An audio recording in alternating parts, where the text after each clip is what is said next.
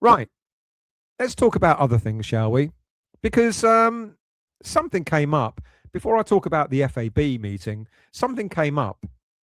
We hear yet again from another football finance and governance expert, Paul Quinn from the I paper, suggesting that Daniel Kretinsky is biding his time to become major shareholder at West Ham United.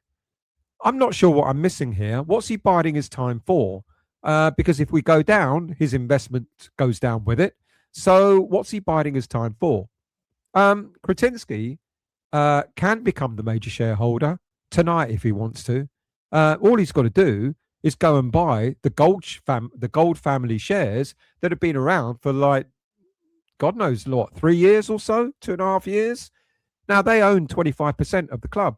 He owns 27%, and voila, 52% of the club will give him total control of it. But the reality is that the Gold shares he doesn't want. He's been able to buy them for the last 2 years, and he hasn't bothered. Krasinski has shown no sign of wanting to be in charge of the club. So I'm kind of surprised that yet again some pundit is coming out, some expert is coming out suggesting that he's biding his time. I don't know what he's biding his time for. Plus, if he did go down this road, he'd have to seriously consider relinquishing or reducing his holdings at his beloved Sparta Prague, where he's supposed to be investing something like £150 million to build in the largest stadium in the Czech Republic.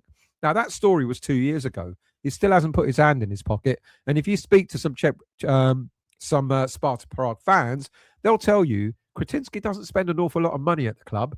He's more than he does at West Ham, but he's rich. I mean, he's a billionaire, and it's it's not like David Sullivan's richness where it's all invested in property. He's actually got fluid funds, Kretinsky, but he doesn't dip his hand in his pocket that often. Look, I say this once again. I say this an awful lot of times. Daniel Kretinsky is an investor in West Ham United. He has numerous investments and business interests, Royal Mail, many other companies, and so on. Now, I could be proved wrong, but Kretinsky is not buying out any other shareholder at West Ham United, because if he wanted to, he would have bought the Sullivan shares by now. So, when you start reading more and more stories about that, remember that.